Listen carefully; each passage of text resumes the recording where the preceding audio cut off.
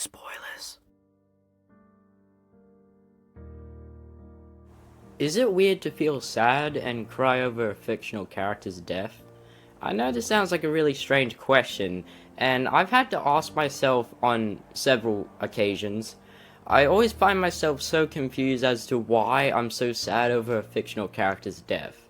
It sounds kinda weird to grow attached to something that doesn't even exist. For me, I grow unhealthily attached to characters within stories.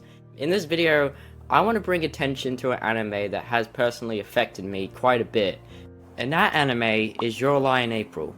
Your Lie in April is something special, and it's a show that I never thought I would be able to get into. Usually when a fictional character I care about dies, I get a little upset about it, maybe tear up or stay quiet for a little bit, but no.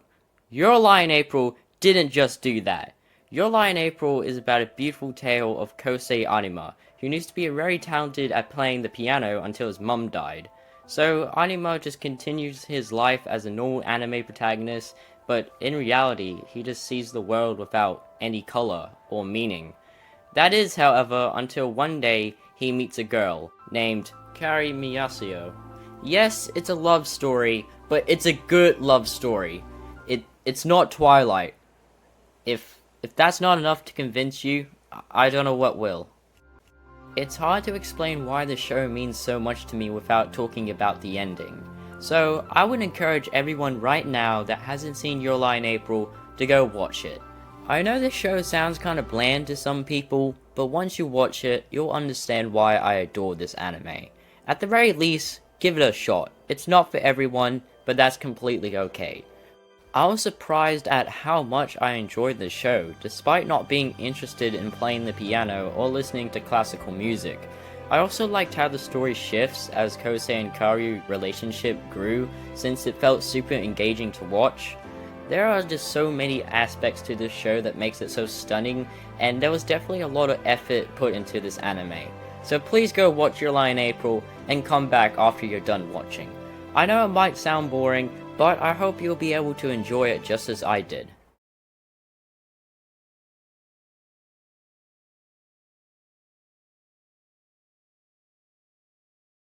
So, skipping over some very minor details, they start showing hints that something is very wrong. Kaworu begins to end up in the hospital more often, and it's revealed that Kaworu isn't well. This all leads up to the final episode of Your Lie in April. Kosei and Kaworu were supposed to play a duet together at a competition, but Kaworu is undergoing surgery, so she can't attend.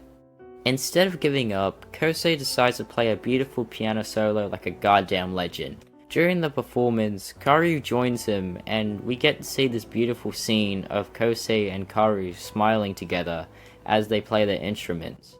But unfortunately, during the song, Kaworu passes away. So, I'm sitting there feeling pretty sad. Whatever, big deal, suck it up, she's not real. Hang on, what's this? A letter written by Kaworu that reveals that she was in love with Kosei this entire time? Oh, here's where I'm supposed to cry. The last 10 minutes of the episode reveals its biggest plot twist, that Kaworu was in love with Kosei this entire time. This changed the entire perception of the show, and made Kaoru's death so much more devastating. I never felt so incredibly sad after watching a show before, and I honestly became frustrated with myself that something like this was affecting me so much. I mean, who are you supposed to talk to about this?